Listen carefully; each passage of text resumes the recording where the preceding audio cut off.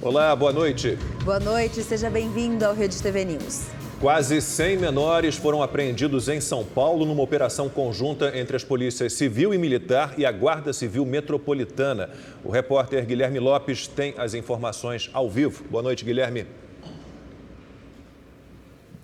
Oi, Lacombe, Gabriela, boa noite a vocês e a todos que acompanham o Rede TV News. Mais de 1.000 policiais participaram dessa mega operação e eles ainda utilizaram drones e cães farejadores ao longo do dia para realizar esse trabalho. Mais de 1.100 mandados de prisão, busca e apreensão e condução de menores ao fórum foram expedidos pela Justiça.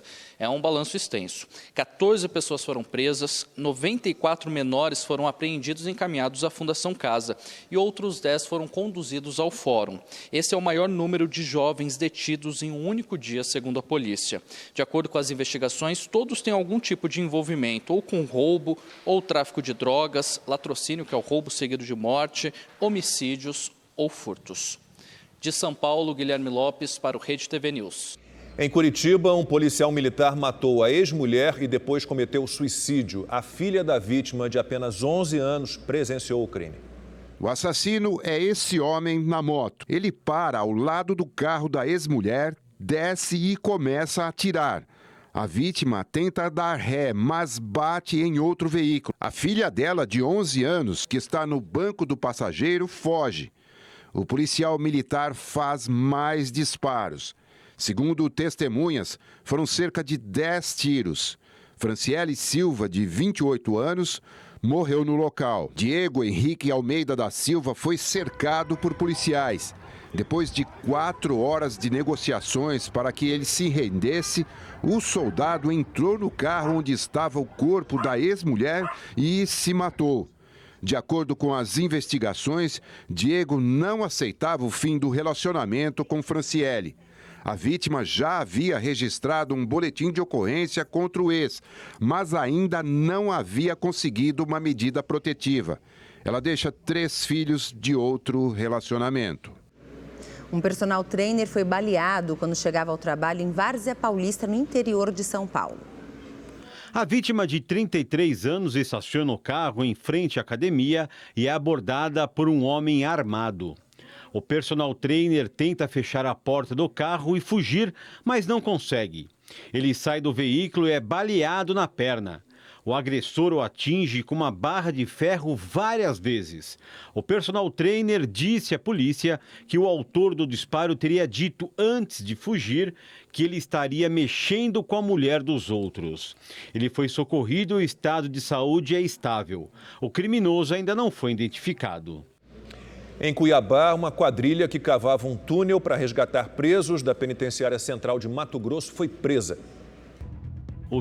Já estava com 30 metros e era cavado de dentro de uma casa. No imóvel foram encontrados vários sacos com areia, pás, picaretas e outras ferramentas, além de um reservatório para água e cestas básicas, foram apreendidos. A polícia chegou até o lugar depois de uma ligação para o Disque Denúncia. 10 homens e 2 mulheres foram presos. Segundo a polícia, o grupo estava há 20 dias na residência.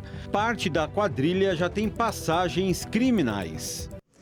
Uma operação da Polícia Federal no Rio de Janeiro desarticulou uma quadrilha especializada em fraudes bancárias eletrônicas contra a Caixa Econômica Federal.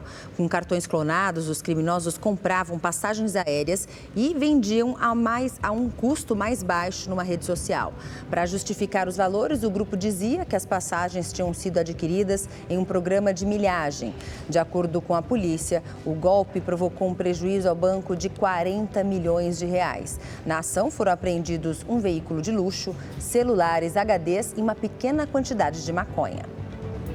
Os flagrantes de brigas de trânsito estão cada vez mais comuns em todo o país. São registros de calúnia, difamação, lesão corporal e até mortes. Um motociclista é perseguido e atingido por um carro após uma discussão de trânsito em Belo Horizonte. Romero foi arremessado contra uma árvore.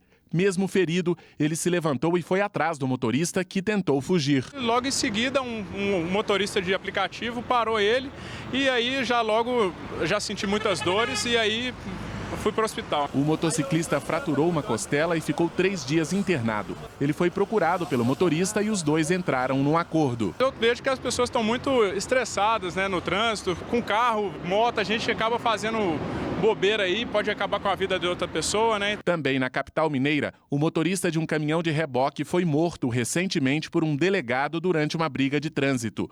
O suspeito disse que atirou porque a vítima, de 48 anos, teria acelerado o guincho contra o carro dele. Hoje, o laudo da perícia comprovou que o caminhão permaneceu parado após a batida. O delegado está preso. Além do grande número de mortos e feridos nos acidentes, os casos de agressão, calúnia e difamação no trânsito também envolvem muita gente. Segundo o Observatório de Segurança Pública aqui de Minas Gerais, os registros de lesão corporal entre motoristas aumentaram 10% no primeiro semestre deste ano, na comparação com o mesmo período de 2021. Muitas vezes frustrações, preocupações, aborrecimentos, a pessoa leva isso para o trânsito, ela não tem paciência de observar o erro de uma pessoa e pode, num momento impensado, numa atitude impulsiva, levar a uma briga, levar a uma agressão, levar a uma morte. Neste flagrante, um homem dá um tapa e quebra o para-brisa do carro de uma autoescola em Recife. O instrutor disse que o dono do outro veículo ficou irritado porque não conseguiu fazer uma ultrapassagem numa rua estreita. Motorista safado. Em Barbacena, no interior de Minas, 2 motoristas trocaram socos nesta semana depois que um carro foi atingido por outro veículo quando saía da garagem. Um homem de 59 anos bateu a cabeça no chão e teve traumatismo craniano. O agressor fugiu sem prestar socorro, mas acabou preso. Falta de educação, né, no trânsito, conscientização mesmo que está faltando, né? Agora, você já viu um cavalo viajando de ônibus? Pois isso aconteceu em Criciúma, no sul de Santa Catarina. Um motorista que passava pelo centro da cidade fez o registro. O cavalo parecia ali bem tranquilo. Depois, a imagem, claro, viralizou. O dono explicou que o ônibus foi adaptado para levar o animal, mas o veículo deveria estar regularizado nos órgãos de trânsito que determinam as regras para o transporte de carga viva. Vizinhos resgataram uma criança de 7 anos de uma casa em chamas em Itabirito, em Minas Gerais. Eles tiveram que quebrar parte da grade de uma janela para que o menino conseguisse sair. Segundo os bombeiros, a mãe tinha ido buscar outro filho na escola e deixou a criança, que estava com febre, em casa. O menino inalou muita fumaça e foi levado para o hospital. Os bombeiros tiveram muito trabalho para controlar as chamas. A causa do incêndio ainda é investigada. A Defesa Civil interditou o imóvel. Na Bahia, uma empresa de call center é investigada por pedir doações e não repassar o dinheiro a abrigos de idosos. O golpe era aplicado por 5 pessoas. Ao cumprir mandado de busca e apreensão no escritório em Salvador, os policiais flagraram um falso telemarketing em atividade. Foram flagranteadas por associação criminosa. Agora, por força de lei, o delegado é obrigado a arbitrar fiança, foi arbitrado fiança, foi pago e foram liberados. Elas estão respondendo, nesse momento, por estelionato, pena de 1 a 5 anos, e mais associação criminosa, pena de 1 a 3 anos. Os investigadores tentam descobrir o montante que o falso telemarketing movimentou com os pedidos de doações fraudulentos. Segundo a Polícia Civil, as 5 pessoas pediam ajuda financeira em nome de 10 instituições e havia uma meta de se levantar R$50 mil mensais. Percebemos hoje a necessidade de solicitar a quebra do sigilo bancário, tá? Para a gente perceber o montante que eles auferiam mensalmente em detrimento da boa-fé das pessoas. Essa representante de um dos abrigos, que não quis se identificar, afirma que a atividade dos criminosos prejudicou a instituição. Teve algumas pessoas que fez a doação, ela recebeu, não repassou para a comunidade, aí eles ligaram, às vezes liga para saber, para confirmar se a gente realmente está recebendo a doação e a gente não estava recebendo. Então foi aí que a gente ficou sabendo que tinha alguém usando o nome da instituição para pedir em nome da gente. Por isso fica o alerta. Quem quiser fazer sua doação, utilize a internet, procure saber o telefone, o CNPJ, ligue para o representante legal da empresa. Não deixe de doar, mas tome todas essas precauções para que você não seja vítima de fraude. O ministro da Economia, Paulo Guedes, recebeu no Rio de Janeiro o prêmio Personalidade do Ano da Fundação Centro de Estudos do Comércio Exterior. Em discurso durante o evento, ele disse que o Brasil deve crescer até 3% este ano. Se não crescer daqui até o fim do ano, já cresceu 2,6%. Se crescer mais um pouquinho, chega a 3%. O ministro disse ainda que, caso o presidente Jair Bolsonaro seja reeleito, o caminho econômico a ser seguido será o que classifica como o caminho da prosperidade. O Brasil ficou bastante tempo no caminho da miséria. Tem uma economia que estava no caminho da miséria, as empresas estatais dando um prejuízo de 20 bilhões, hoje elas dão um lucro de 180 bilhões, os bancos públicos fazendo campeões nacionais em vez de recursos para as pequenas e médias empresas e a inflação subindo. Paulo Guedes comemorou os bons índices econômicos do país e destacou que as privatizações fazem parte do plano para acabar com a pobreza no país. Então nós temos a convicção que estamos fazendo melhor. Nunca se transferiu tanta renda para os mais frágeis. Nós podemos erradicar a pobreza no Brasil. Agora, nós temos que transformar o Estado brasileiro. Vender essas estatais, uma parte vai para financiar investimento público, a outra parte vai para erradicação de pobreza. A previsão de crescimento do PIB do Brasil este ano é o assunto da rodada de opinião.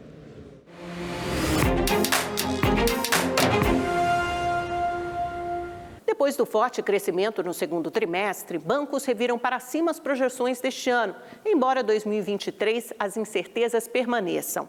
O PIB, que pode chegar a até 3% agora, é resultado da reabertura pós-pandemia, alta dos preços das commodities, pacote de estímulo fiscal feito sob medida para eleição e desonerações de impostos. Não quer dizer que as condições de crescimento mudaram substancialmente. O PIB potencial continua acorrentado pela baixa produtividade, educação desigual, orçamento engessado, incertezas fiscais e pandemônio tributário.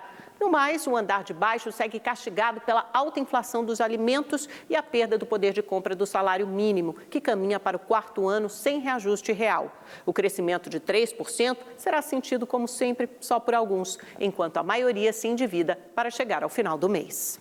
O período em que Paulo Guedes passou pelo Ministério da Economia será lembrado por muito tempo. Ele conseguiu fazer a economia brasileira, que se recuperava lentamente da destruição causada pelo PT, resistir aos estragos da pandemia. Hoje, o Brasil vive dias bons, com um horizonte melhor ainda, enquanto o resto do mundo não sabe como sobreviver à hiperinflação, desemprego e baixa produtividade. Aqui, o cenário é contrário. Mais emprego, redução de impostos, preços da gasolina e do gás recuando, da conta de luz e ainda temos o agronegócio que se tornou uma potência mundial.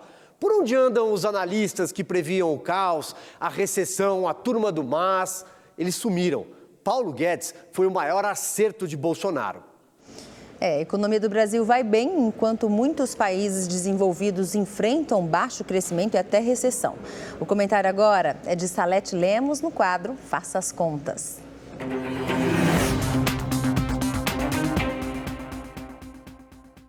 Olá, boa noite. Crescimento da nossa economia projetado agora para 3% este ano? Verdade. Diferente do resto do mundo que todos os dias revisa para baixo as projeções de crescimento das suas economias, o Brasil vira o jogo e projeta crescimento hoje muito maior do que nós projetávamos no início deste ano. Vamos lembrar? Lá atrás era praticamente unanimidade que o Brasil não conseguiria crescer mais de 1%.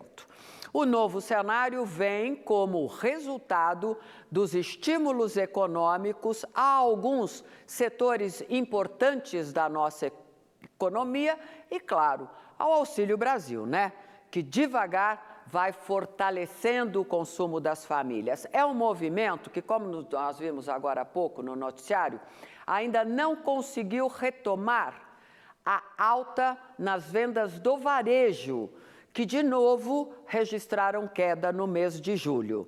O fraco desempenho do comércio se deve à taxa de juro, 13,75%, muitíssimo alta, frente à deflação dos últimos 2 meses, É um assunto para o Banco Central decidir na próxima semana, quando temos reunião do Copom para saber qual será a taxa de juro, taxa Selic, sai na próxima quarta-feira. A expectativa é que os juros pelo menos parem de subir, não é? E comece a cair, o que, segundo o próprio Banco Central, depende do comportamento dos preços em geral. Isso porque, por enquanto, nós estamos com uma deflação sustentada pela queda no preço dos combustíveis e energia. A importância dos juros no combate à inflação ganha a adesão de Estados Unidos e Europa, que, diferente do Brasil, mesmo com a queda dos combustíveis, não conseguiram alcançar a deflação. E isso assustou e muito o mercado financeiro como um todo. E o governo americano já anunciou uma nova alta nos juros lá, né? Porque aqui o Brasil, que começou a trajetória de alta dos juros muito antes de Europa e Estados Unidos, a tendência agora é de queda. Faça as contas, acompanhe os indicadores. Eu volto na próxima semana. Até lá. Enfermeiros, técnicos e auxiliares de enfermagem fizeram manifestação no Rio de Janeiro. Foi um protesto contra a decisão do ministro do STF, Luiz Roberto Barroso, que suspendeu o piso salarial da categoria. O valor de R$ 4.750 para a enfermagem tinha sido aprovado pelo Congresso Nacional e sancionado pelo presidente Jair Bolsonaro. O piso para técnicos, auxiliares e parteiras também estava definido no texto. A decisão do magistrado vale até que sejam analisados dados sobre o impacto no custo dos atendimentos e os riscos de demissões com a implementação do piso. O ministro do Supremo Tribunal Federal, Alexandre de Moraes, rejeitou um pedido da defesa de Luciano Hang para retirar da Corte Máxima as investigações sobre um grupo de empresários acusados de apoiar um suposto golpe de Estado se o ex-presidente Lula vencesse as eleições. Segundo a defesa, o caso deveria ser enviado à primeira instância, já que ninguém com foro privilegiado é investigado. Moraes disse que seria prematuro alterar a competência até que a Polícia Federal termine de analisar todas as informações.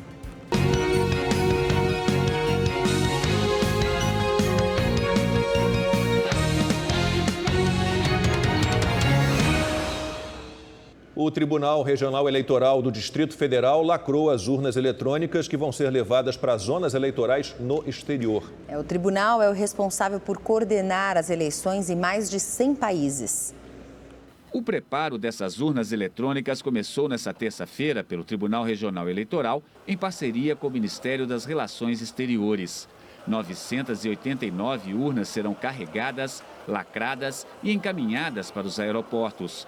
Haverá 166 locais de votação em embaixadas, consulados e escolas no exterior para quase 700 mil eleitores brasileiros espalhados por 106 países. Nós temos que assegurar esse direito para os brasileiros que estão residindo fora do país. Quem organiza esta eleição no exterior é o Tribunal Regional Eleitoral do Distrito Federal, com o apoio do Itamaraty. Então, esse é um direito que todos os brasileiros têm e nós temos que fazer chegar esse direito aos nossos irmãos brasileiros que estão lá fora. Os países com maior concentração de brasileiros que irão votar são os Estados Unidos, Portugal e Japão. Aqueles que possuem mais de 30 e menos de 100 eleitores receberão urnas para o voto em cédulas de papel. É o caso do Nepal, com 33 votantes registrados. 29 países vão ter o voto em cédula. Há 17 dias do primeiro turno das eleições, muita gente ainda tem dúvidas sobre o que é permitido e o que é proibido durante as campanhas e até no dia da votação. A reportagem é de Caroline Fernandes. Essa fisioterapeuta está esperançosa para o pleito, mas com a proximidade do dia da eleição, algumas incertezas surgiram. Se o candidato hoje ele pode fazer show com algum famoso, porque antigamente a gente via muito isso acontecer.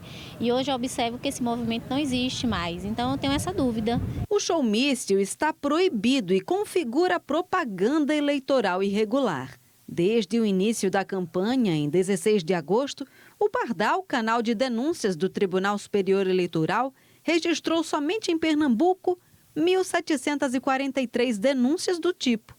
O David também tem uma dúvida muito comum. Queria saber se no dia da eleição eu posso levar o meu celular, já que eu voto pelo e-título. A juíza da propaganda eleitoral do Tribunal Regional Eleitoral de Pernambuco explica. Ele pode se identificar aos mesários com o seu e-título através do seu celular, né? Ele só não pode levar esse celular para dentro da cabine de votação. Eu ou qualquer pessoa pode falar mal de algum candidato no dia da eleição, na internet? A crítica, uma crítica construtiva, uma crítica positiva, ela é permitida. Mas nada que ataque a honra do candidato é permitido, inclusive essa pessoa que se conduz dessa forma, né, ela está apta a sofrer algum tipo de processo por conta daquilo que ela diz. Uma resolução publicada pelo Tribunal Superior Eleitoral em dezembro de 2019 orienta as condutas que devem ser seguidas durante as eleições.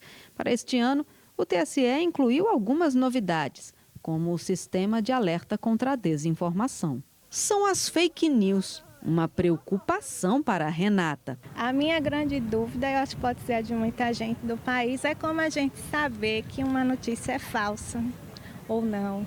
Alguém que tenha notícia, que tenha conhecimento de alguma desinformação, ela pode levar a este lugar no site do TSE, que justamente essa suposta desinformação será tratada por aqueles que têm a competência dentro da Justiça Eleitoral de verificar isso. Outras dúvidas podem ser esclarecidas pelo Disque Eleitor, do Tribunal Superior Eleitoral. Está disponível no site www.tse.jus.br, na seção Serviços ao Eleitor.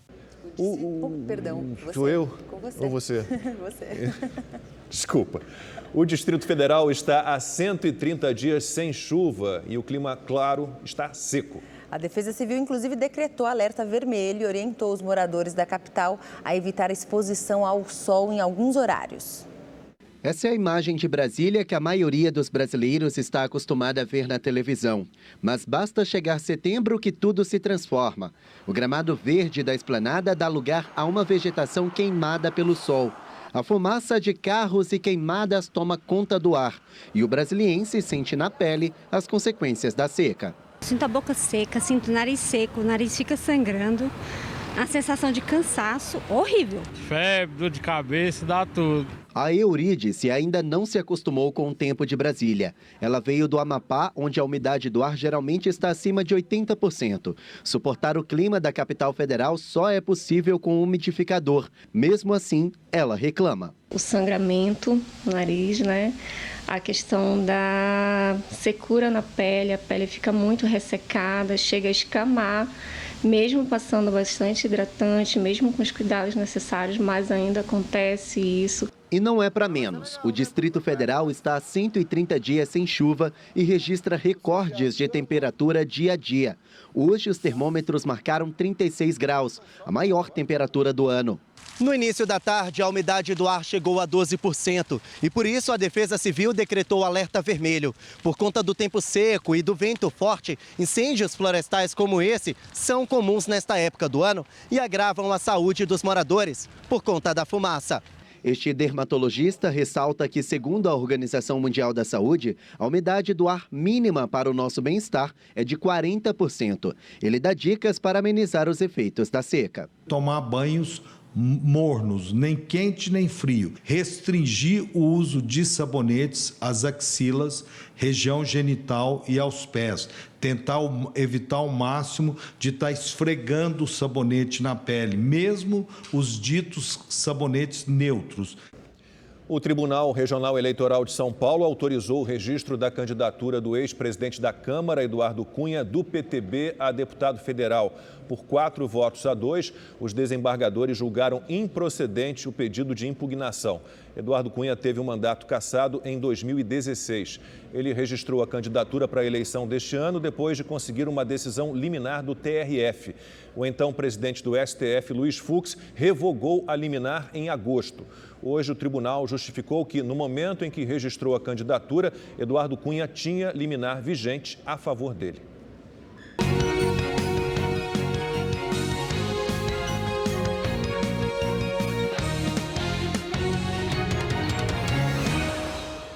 Vamos ver então como é que foi o dia dos candidatos à presidência da República. Jair do PL desembarcou em Presidente Prudente, no interior de São Paulo, e foi recebido por apoiadores. Depois, o candidato à reeleição participou de uma motociata. Bolsonaro discursou ao lado dos candidatos ao Senado por São Paulo e ao governo do estado, Marcos Pontes e Tarcísio Freitas. Nós somos escravos das nossas decisões. Que Deus ilumine cada um para que bem decida no próximo dia 2 de outubro. A todos vocês, meu muito obrigado. O presidente também participou de uma motociata e um comício em Natal, no Rio Grande do Norte. Esteve ainda no ato Mulheres pelo Brasil, ao lado da primeira-dama Michele Bolsonaro. Luiz Inácio Lula da Silva, do PT, participou do encontro Cooperativismo e Economia Solidária. Ele estava acompanhado do vice na chapa, Geraldo Alckmin, e do candidato ao Senado por São Paulo, Márcio França. Ele conversou com produtores rurais e também discursou. E o que é que o Estado tem que fazer? O Estado precisa fazer com que as pessoas tenham possibilidade, oportunidade de criar a forma de se organizar, de fazer sua própria economia. Esse é o papel do Estado. E mais ainda, o papel do Estado é de, no início, alavancar com recursos financeiros o primeiro dia a dia dessa gente. Ciro Gomes, do PDT, fez campanha na Bahia e em Sergipe. O candidato deu entrevista e fez caminhada em uma feira. Ele destacou que, se eleito, pretende criar o programa Renda Digna. Um socorro definitivo na Constituição para todas as famílias com renda média de R$1.000, faz uma renegociação de todos os 66 milhões de endividados que estão humilhados no SPC e gera 5 milhões de empregos, dizendo de onde vem o dinheiro. Em Aracaju, Ciro participou de um ato político. Simone Tebet, do MDB, passou o dia no Recife. A candidata visitou o Porto Digital, um dos principais parques tecnológicos do Brasil, voltado para as áreas de tecnologia da informação, comunicação e economia criativa. Tebet falou sobre os planos de governo para a área.